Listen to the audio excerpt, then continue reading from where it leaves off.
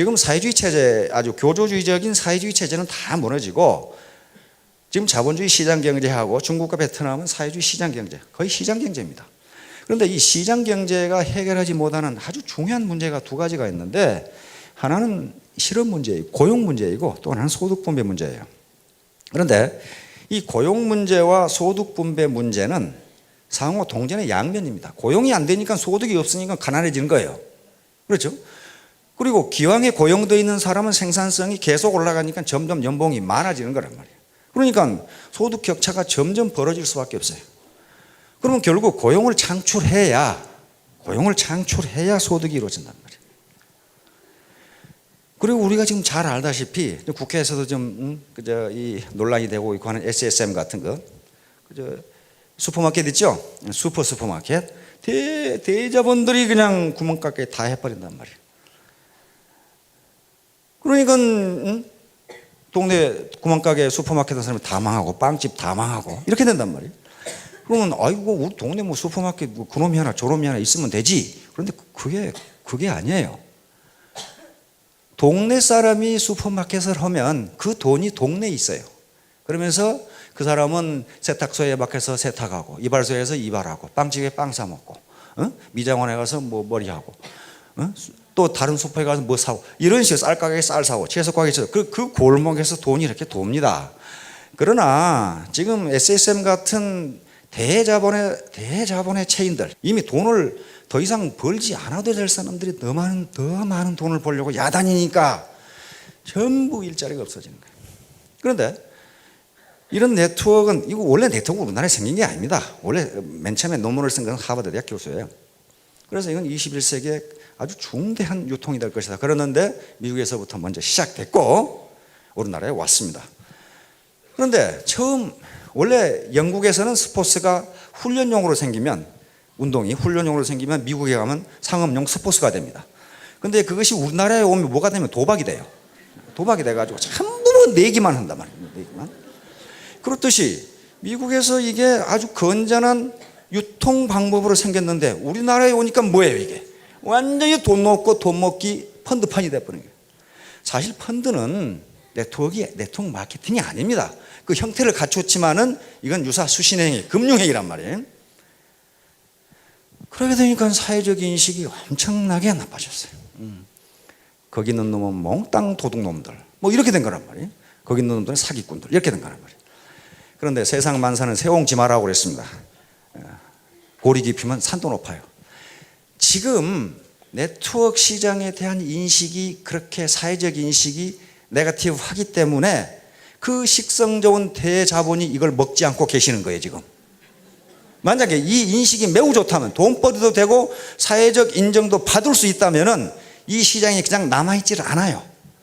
이미 매우 똑똑한 양반들이 다 잡숫고 여기 있는 분들은 아마 몇 분 차지를 못할 거예요. 이게 인식이 나쁘니까 지금 호시탐탐 노리고만 있지 잡숫지를 않는 거예요 지금.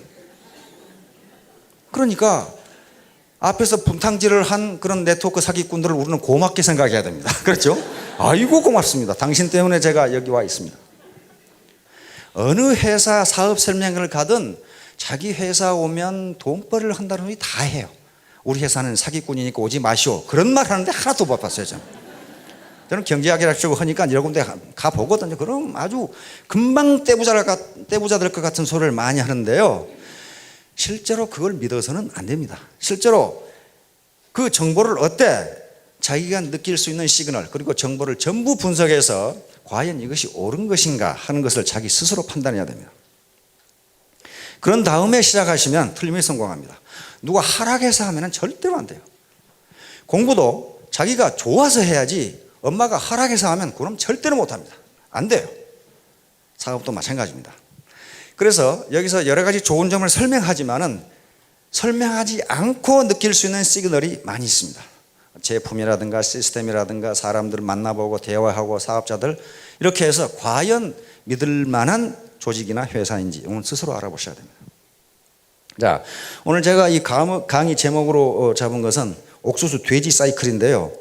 아니 이 회사에 돈 벌려 화장품 팔아서 돈 된다고 해서 왔는데 무슨 돼지가 왔다 갔다 하느냐 뭐 이렇게 생각하실지 모르는데, 우리는 전통적으로 돼지 꿈을 꾸면 복권을 사러 가죠. 뭐 돼지 꿈에 뭐 몇 마리만 봐도 복권 사러 가는데요. 돼지 이야기를 들으니 얼마나 재수가 좋아요. 그렇죠? 꿈을 꾸는 것도 아니고.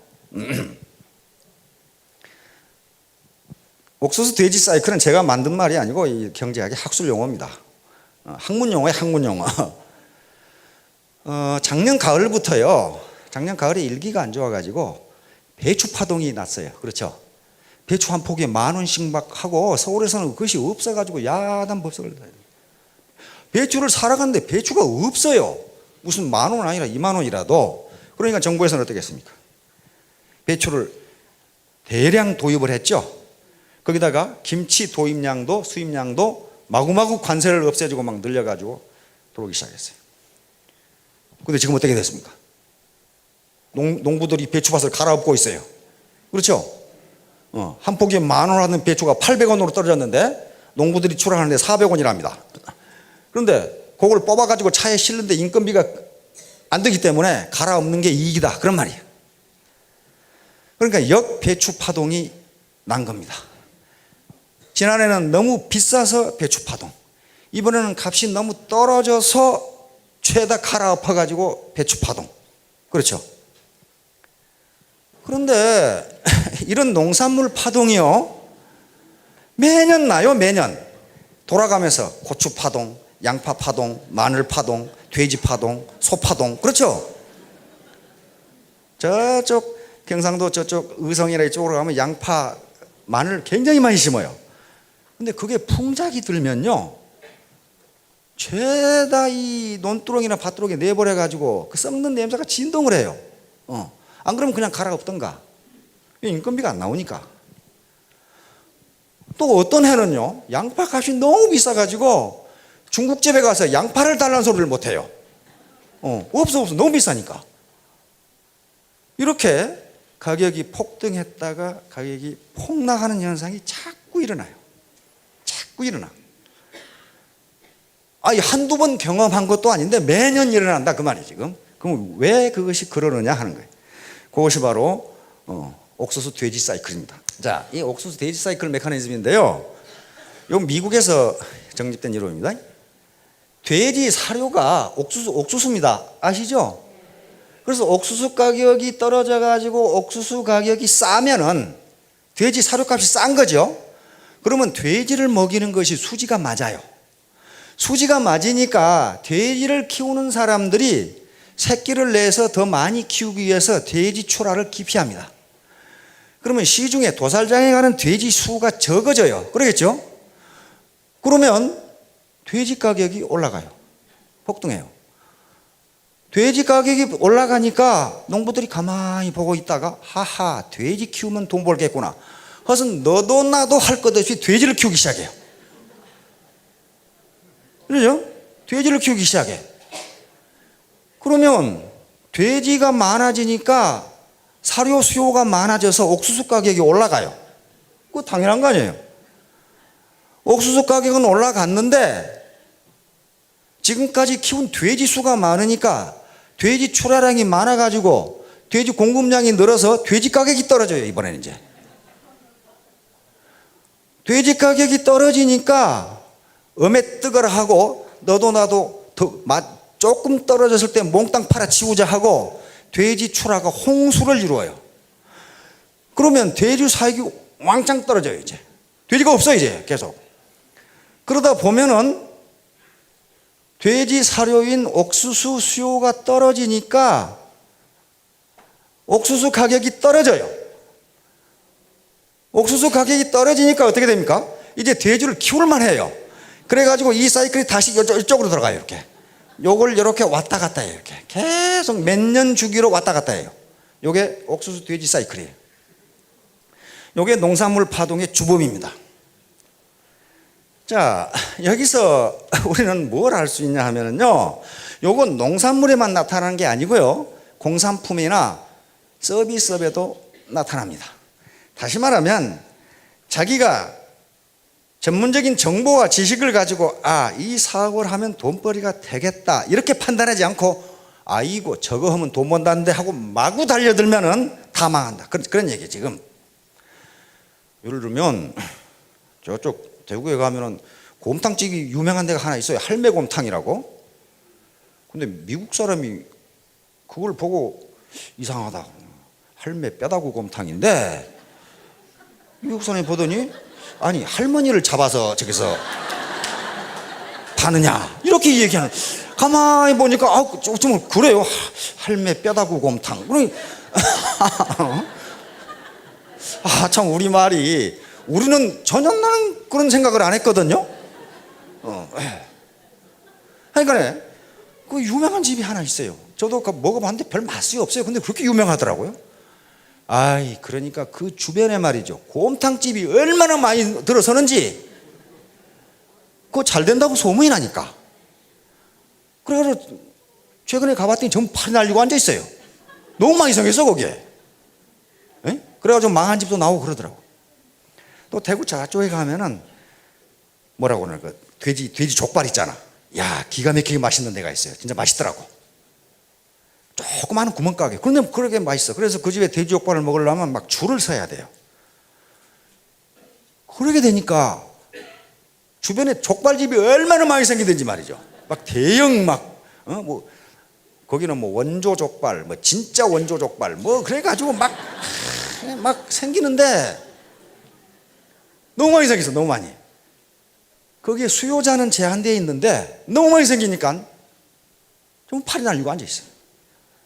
요게 옥수수 돼지 사이 그래. 다시 말하면 요건 이렇게 하고 내 시스템을 이렇게 갖춰 내가 돈벌이가 되겠다 이렇게 해야 되는데 돈이 벌린다더라. 그러니까 무조건 한 거예요. 그런 죄가 허다하게 많습니다. 70년대 60년대 말 70년대 우리나라 수출 1, 2위를 차지한 게 뭡니까? 가발과 합판입니다. 가발, 합판. 우리 이 손재주가 좋잖아요. 가발을 만드는 거. 그래서 엿장수들이 나이 지키신 분들 엿장수들이 엄마 머리 사러 다니죠. 머리칼 그 머리 팔아가지고 뭐 하고 그랬어요. 그거 가지고 가발 만들어 미국에 수출하고. 세계적으로 우리가 솜씨가 좋으니까 그다음에 자동차가 1, 2등, 전자가 1, 2등이 아니고 가발 합판이 수출 1, 2등이었어요. 노동집약적 수공업이니까. 그런데 미국 시장에서 가발업자들이 제살 깎아먹기 출혈 경쟁을 하다가 다 망했어요. 돈이 된다더라. 그러니까 너도 나도 한 거야. 그냥 너도 나도. 자, 이런 식으로 너도 나도 덤벼들면, 다시 말하면 잘 된다더라, 즉 그것은 좋다더라, 그러니까 마구 뛰어들면은 같이 망한다, 공멸한다. 하여간에 이런 식으로 뭐가 좋다더라 해서 자유의지가 아니고 그 직업을 선택하면 반드시 똑같이 손해를 본다. 이걸 논리학에서는 합성의 오류라고 이야기합니다. 합성의 오류. 합성의 오류, fallacy of composition이라고 하는데요. 원래 논리학에서 이 논리적 오류로 쓰는 말인데 이걸 경제학에 썼습니다. 한 부분에 대하여 진실인 것을 그렇다는 이유만으로 전체에 대해서도 필연적으로 진실이라고 보는 오류, 잘못. 이거 무슨 말이냐면요.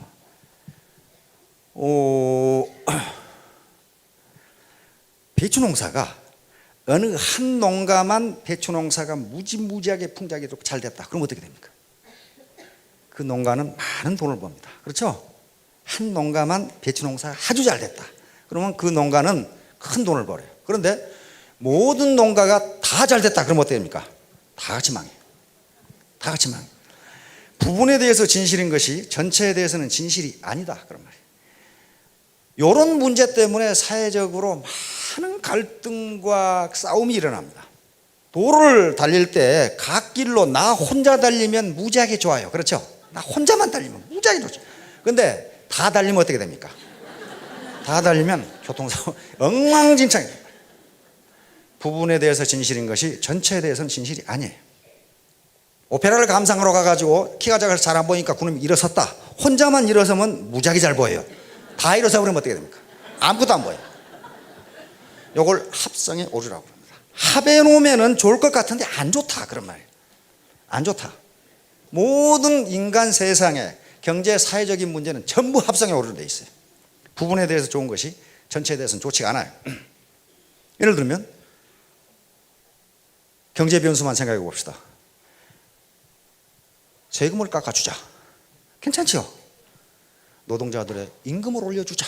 괜찮죠? 수출을 잘하자. 괜찮죠? 물가를 안정시키자. 좋죠? 근데 그 변수들이 양립합니까? 절대로 할 수 없어요. 세금을 깎아주고 임금을 올려주면 물가 안정이 안 됩니다. 안 돼요. 임금이 다 올라가는데 어떻게 물가 안정이 돼요? 세금을 깎아주면 국가가 쓸 돈은 많은데 돈 찍어 써야 될 거 아니에요? 에? 그러면 물가가 올라가면 어떻게 됩니까? 수출 안 돼요. 수출 안 됩니다.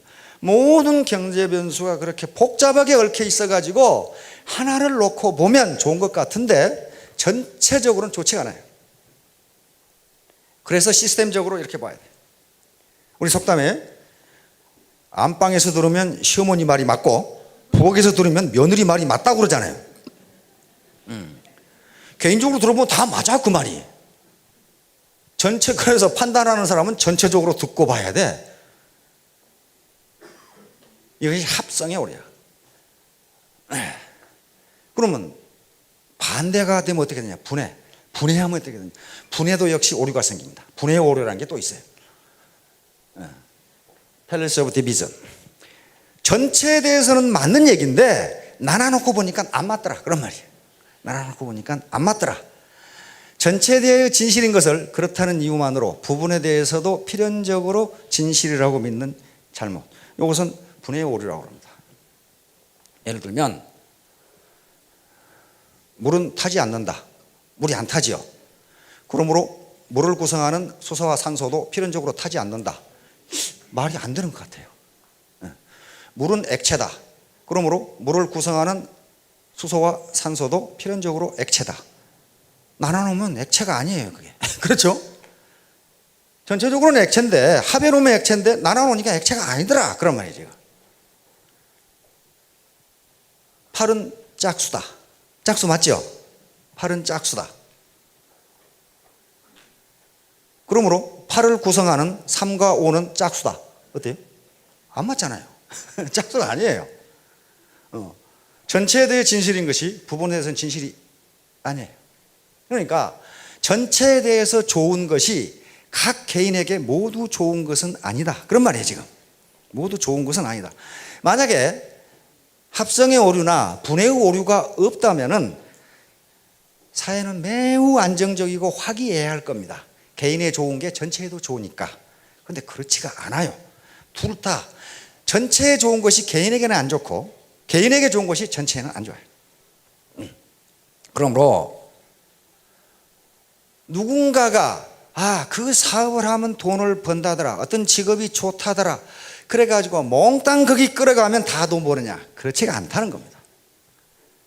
그 좋은 예가 주식시장하고 부동산 시장이에요. 저도 그저 가르치려고 주식시장 객장에 좀 앉아 있어 봤거든요.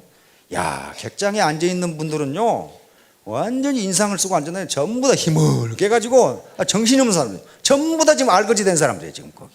그럼 왜 그러느냐? 지식정보화 시대라고 그러는데요. 특히 주식과 부동산은 따끈따끈한 정보가 있지 않으면 돈 벌기 힘듭니다. 안 그러면 지가 정보를 조작하든가. 정보를 조작한 놈들은 사기꾼들이고, 따끈따끈한 정보를 가지고 있는 사람들은 뭡니까? 그 정보에 접근할 수 있는 굉장히 고위직에 있는 사람이 아니면 그 정보를 알 수가 없어요. 어디 시골 산골에 말이야, 땅 한 평에 1,000원밖에 안 는데 그 지역에 대공단이 들어서고 고속도로가 난다더라. 그 정보를 누가 먼저 알겠어요? 개미군단이 모릅니다. 그것을 기획하고 거기에 접근할 수 있는 권한을 가진 사람이 그 정보를 몰라요. 이미 신문에 난 정보는요, 그건 다 식어 빠진 정보예요. 또 애널리스트들이 뭐 주식을 사면 돈을 법니다 했을 때 돈 벌면 지가 사지 왜 거기서 그런 말 하고 있어요? 지가 사면 될 거 아니야. 제가 예편을 하니까 제일 전화가 많이 오는 게 부동산 소개서에서 사장님 어디 서울 어디에 기가 막힌 상가가 있습니다. 이것만 사놓으면은 몇 달에 2배 됩니다. 어떻게 알았느니 그 전화가 수도 없이 와요. 그러면 제가 그럽니다. 그렇게 좋은 곳이면 사장님이 사세요. 이게요, 그렇게 좋은 곳이면 한 수 이남으로 내려오질 않아요. 그렇잖아요. 그렇게 좋은 곳이면 지가 사지 왜 알지도 못한 나한테 전화를 하겠어요. 그걸 깜빡 속아가지고 살린다는 사람도 몇 사람 내가 봤어요 또. 그래서요, 자기 스스로 판단해서 자기가 주관적으로 좋아하는 일을 해야 됩니다. 그리고 만약에 그 일을 지금 하고 있다면 좋아하도록 마음가짐을 가져야 됩니다. 긍정적인 측면을 보고. 제가 얼마 전에 대전에서 택시를 탔어요. 개인 택시를 탔어요. 급해가지고 그냥 택시를 탔는데, 택시 운전수가 타자마자 두 사람 탔는데 농담을 칙 하는 거예요. 뭐라고 하냐면은, 하하, 제 택시를 기다리셨군요, 그러더라고요.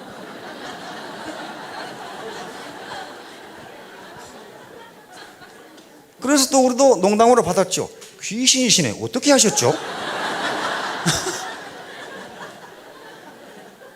그렇게 받으니까 이 택시기사가 그때부터 따발총처럼 정보를 쏟아내기 시작하는 거예요.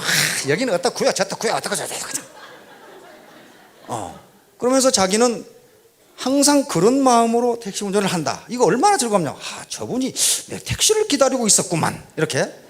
그런데 그런 농담을 찍 하면은 몇 가지 반응이 있답니다. 우리처럼 턱 이렇게 받아주는 부류가 있고, 어떤 분들은 인상을 푹 쓰고 이 자식이 무슨 사기를 치려고 좀 일어나, 이렇게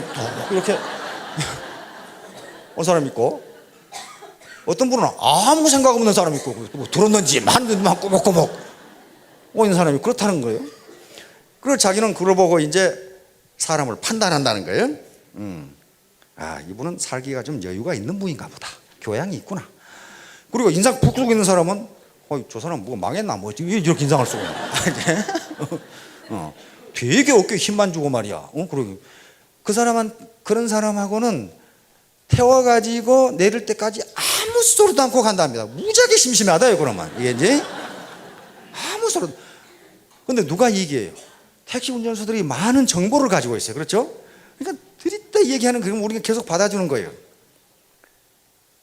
그래서 이제 이쪽 원자력 연구소 지나가서 그 오거리인지 사거리인지 복잡한 데 있죠? 거기 쑥 올라오고 그러는데 신호가 노란불으로 쑥 바뀌어서 제가 그랬어요. 기사 아저씨, 신호 바꾸고 갑시다. 그러니까 이 아저씨가 대뚱 받아 넘기는 거예요. 제가 쟁반을 준비해야 되겠네요, 그러더라고요.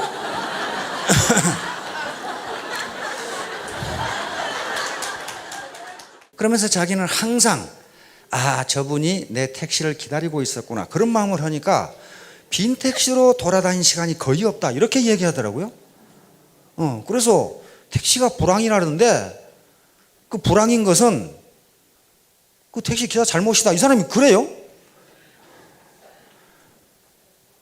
그런데 또 어떤 택시를 이제 또 다음에 또 탔더니 말이죠. 그 자식은 말이죠, 계속 욕짓거리 하는 거야. 저 자식이 말이야, 참 졌다고는 뭘. 그 사람은 듣지도 않아요. 저건 왜 저쪽으로 건너가나, 뭐 그러면서 막 성질을 내가지고 뒤에 앉아서 죽겠어요. 뭐 계속 소리 내가지고.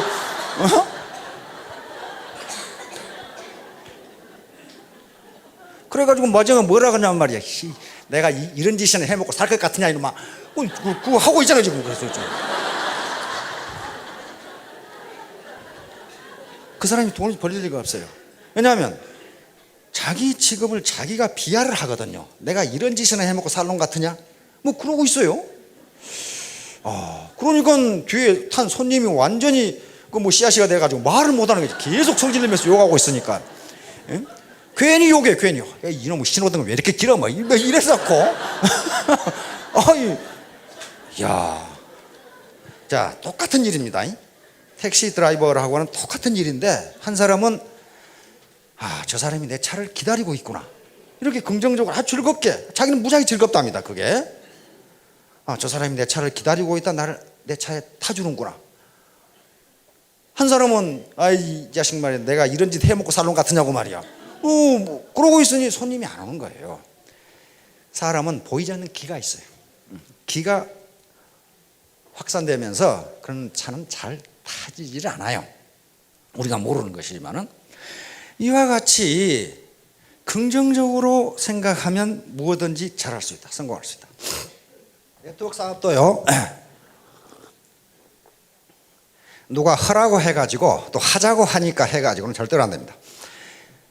즐기지 않으면, 즐거운 마음으로, 아까 택시기사처럼 즐거운 마음으로 하지 않으면 절대로 돈이 되지를 않는다. 제가 공부를 해봐도 그래요. 이 공부 억지로 하면요, 머리에 들어오지를 않습니다. 자기가 좋아서 즐거워서 하면은 반드시 성과가 나요. 지금 신문 칼럼에 가장 많이 나오는 말 중에 하나가 논어에 나오는 공자님 말씀이에요. 지호락, 요 세 가지인데요. 지지자, 불여호지자, 호지자, 불여낙지자, 그런 말이 있어요. 한번 띄워봐요. 아는 것, 좋아하는 것, 즐기는 것, 세 가지죠. 지지자, 불여호지자, 호지자, 불여낙지자. 저 말은 무슨 말이냐면요, 아는 것은 즐기는 것만, 좋아하는 것만 못하고, 좋아하는 것은 즐기는 것만 못하다, 그 말이거든요. 거기에 이제 주자라는 사람이 쓴 논어 집주가 있습니다. 거기에 음식을 가지고 저걸 설명하는 거 있어요. 음식을 가지고 이 곡식을 먹을 수 있다, 이것이 아는 것이고, 그걸로 끝나면 뭐예요? 저게 아무 상관도 없어요. 이 곡식은 먹을 수 있다. 좋아하는 것은 그걸 먹으면서 좋아하는 거예요. 뭐 괜찮네. 그 다음에 즐기는 것은 즐겁게 먹으면서 배를 채우는 것을 낙이라고 한다, 이렇게 돼 있어요. 그러니까 애터미 사업을 하면 돈이 된다는데 이게 지혜예요. 그거 참 좋은 사업이구만, 요거 호고 내가 즐겁게 해보자, 이게 낙이에요. 그래서 즐기지 않으면 절대로 안 된다. 자기가 즐겁게 하지 않으면 절대로 그건 못한다. 그러면 즐겁게 하기 위해서는 어떻게 돼야 되겠어요? 거기서 긍정적인 측면을 발견하지 않으면 안 됩니다.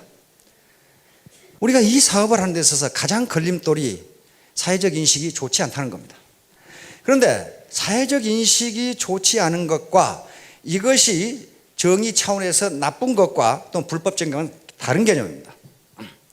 맨 처음에 미국에서 프랜차이즈가 생겼을 때 사회적으로 사기꾼들로 낙인 찍혔어요. 맥도날드, KFC, 버거킹. 이게 프랜차이즈업이 생겼을 때 사회적으로 저놈들은 전부 사기꾼이다, 그렇게 했어요. 그래서 슈가 벌어져가지고 고소가 일어나가지고 연방대법원에서 합법적인 사업으로 판결을 내렸습니다. 그러니까 사람들은 처음에 뭔가가 생기면 경계를 합니다.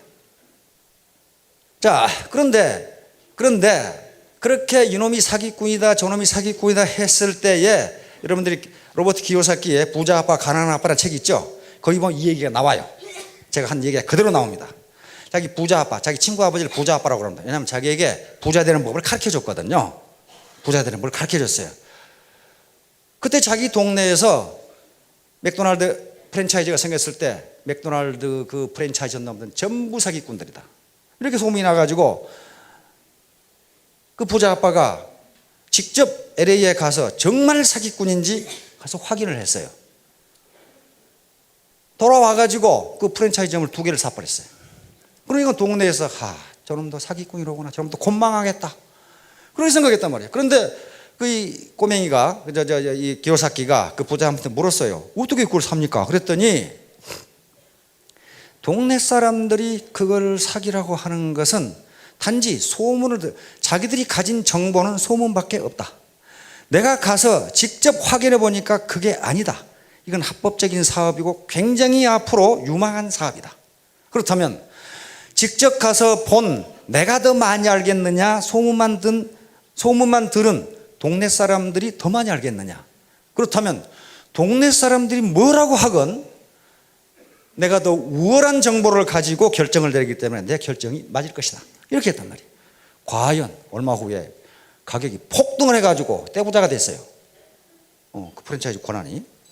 그런 거예요. 그러니까 소문으로 애터미가 하면 돈을 번다더라, 그런 소문이건 네트워크는 사기꾼이라더라, 그런 소문이건 그건 그 사람이 직접 보지도 않은 소문을 듣고 하는 얘기고, 자기가 직접 정보를 보고 판단했을 때 이것이 옳다고 생각하면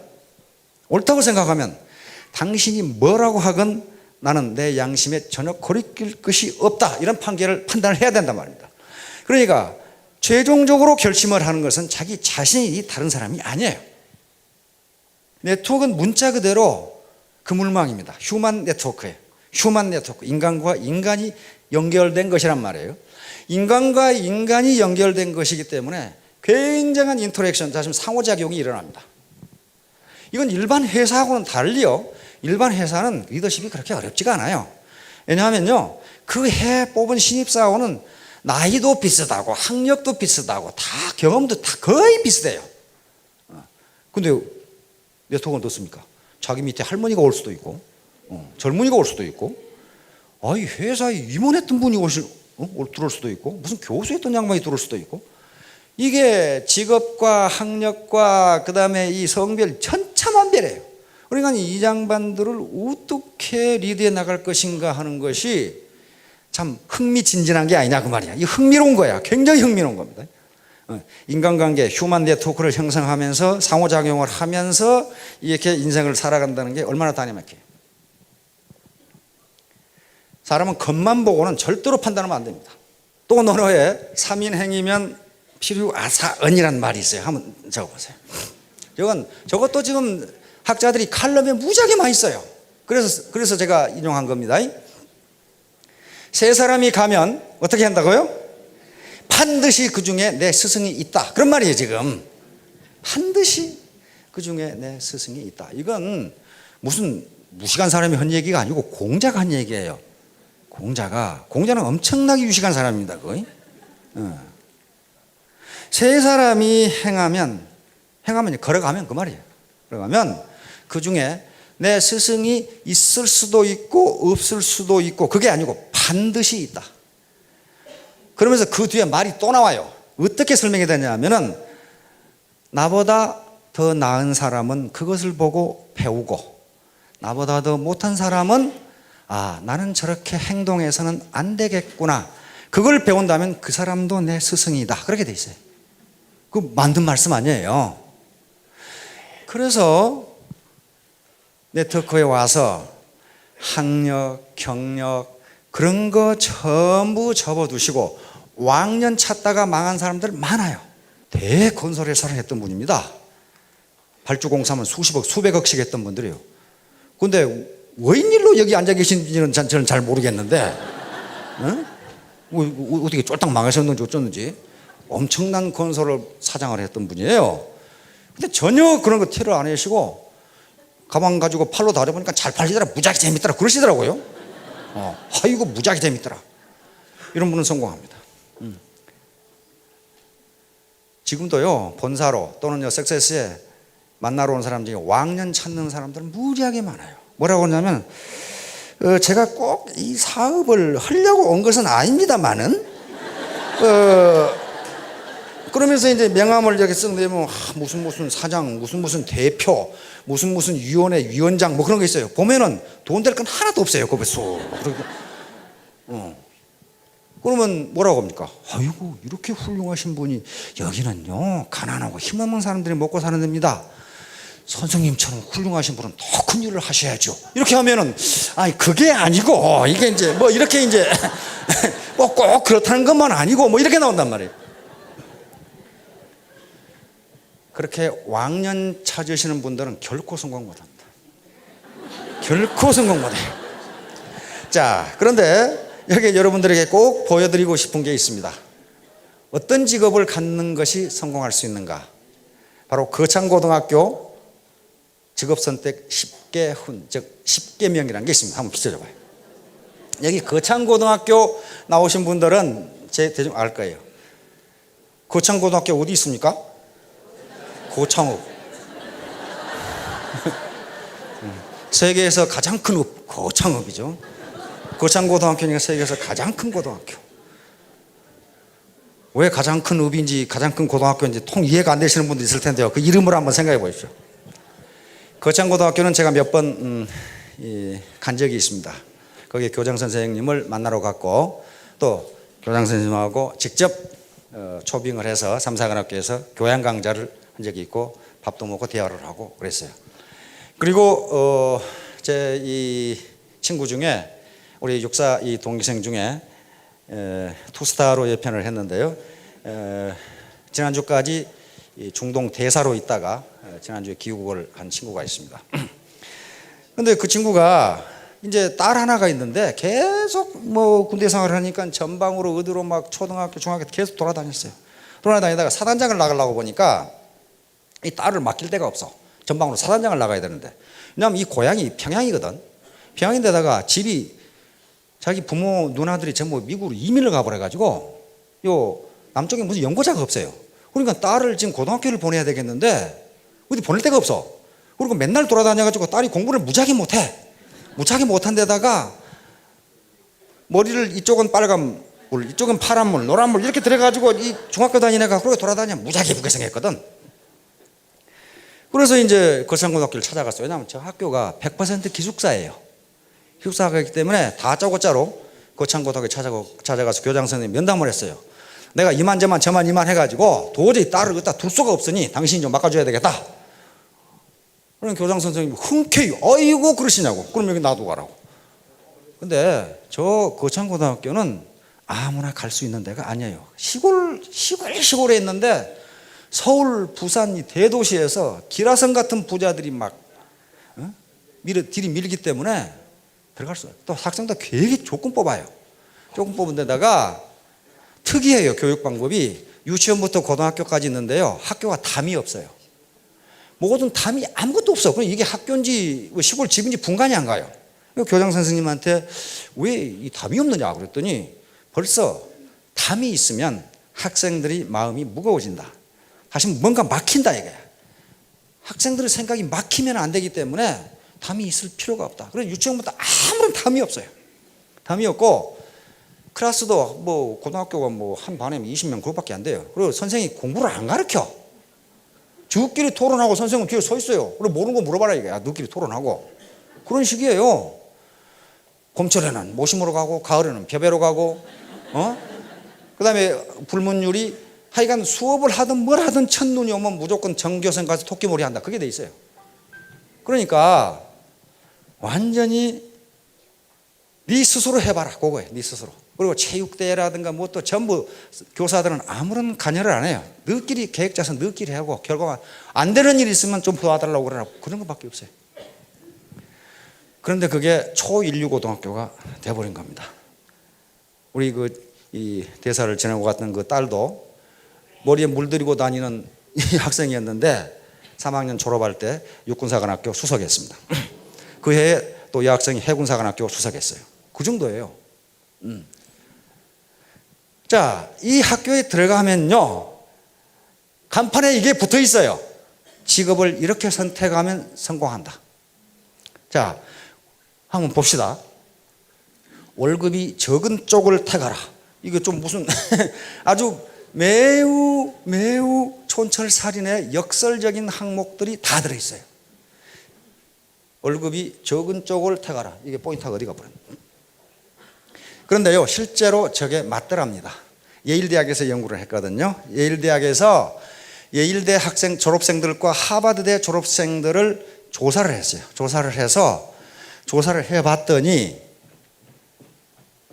83%가 직업을 선택할 때 연봉을 보고 선택하더랍니다. 연봉을. 17%가 연봉은 적지만은 자기가 좋아하는 직업을 선택하더랍니다. 그래서 이 사람들 20년간 추적해가지고 누가 백만장자가 되는가를 추적해 봤더니 그 중에 1,500명 졸업생 중에 101명이 백만장자가 됐는데 연봉이 많은 쪽을 택한 학생들 중에 한 명이 백만장자가 됐더랍니다. 처음에 연봉은 비록 적지만은 자기가 좋아하는 직업을 선택한 사람이 100명이 백만장자가 됐더랍니다. 근데 이걸 어떻게 하느니 교장 선생님이 만든 건데. 두 번째, 내가 원하는 것이 아니라 나를 필요로 하는 것을 택하라. 이거 맞는 말 같죠? 세 번째, 승진의 기회가 거의 없는 쪽을 택하라. 이런 기업은 어떻다는 거예요? 지금 초창기에 있다는 겁니다. 그렇죠? 세 번째, 모든 것이 갖추어진 것을 피하고 처음부터 시작해야 하는 황무지를 택하라. 이거 파이오니어죠. 앞을 다투어 모여드는 것은 절대 가지 말라. 아무도 가지 않는 곳으로 가라. 아까 전에 주식 투자, 옥수수 돼지 사이클처럼 돈 된다네 하면 그쪽으로 가면 망한다 그런 말이에요. 장래성이 전혀 없다고 생각되는 곳으로 가라. 지금요 미국에서 그제 조사한 거 보니까 가장 잘 나가는 직업들이 있어요. 가장 잘 나가는 직업은 10년 전에는 그런 직업이 없었답니다. 없었대요. 그러니까 전혀 장래성이 없다고 생각했는데 그렇지가 않더라는 거예요.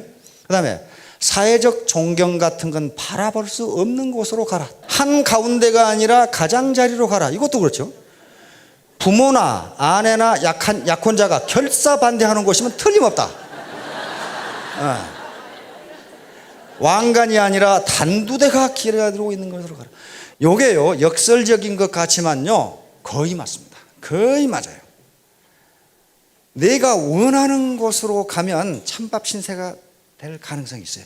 왜냐하면 그곳에는 나보다 더 기라성 같은 인물들이 많아요. 그러나 나를 필요로 하는 곳으로 가면 어떻게 해요? 대접받아요. 나를 필요로 하는 곳으로 보면 대접받고 기분 좋고 기분 좋으니까 일 잘 되고 이렇게 된단 말이에요. 그래서 결론적으로 네트워크 사업이 사회적으로 인정도 못 받고 존경도 못 받을지도 모릅니다. 그러므로 여러분들은 여기서 저희가 제공하는 정보뿐만 아니라 여러 가지 시그널 또 자기 지인을 통해서 인터넷을 통해서 과연 이 네트워크 사업이 장래성이 있는 건지 이 회사가 정말 정의로운 회사인지 그런 걸 직접 판단하시고 최종 결심도 자신이 하기 바랍니다. 그래서 기왕에 결심을 하면은 즐거운 마음으로 해야 됩니다. 피할 수 없으면 즐기라고 그랬어요. 아까 택시 기사처럼 똑같은 택시 기사를 하면서도 한 사람은 즐겁게 하니까 택시가 불황이라 이 말도 안 된다 그러고 어이구 이 집 못해 먹겠네 하는 사람하고는 전혀 다르다. 자, 모두 현명한 결심을 하셔서 부자 되시기 바랍니다. 감사합니다.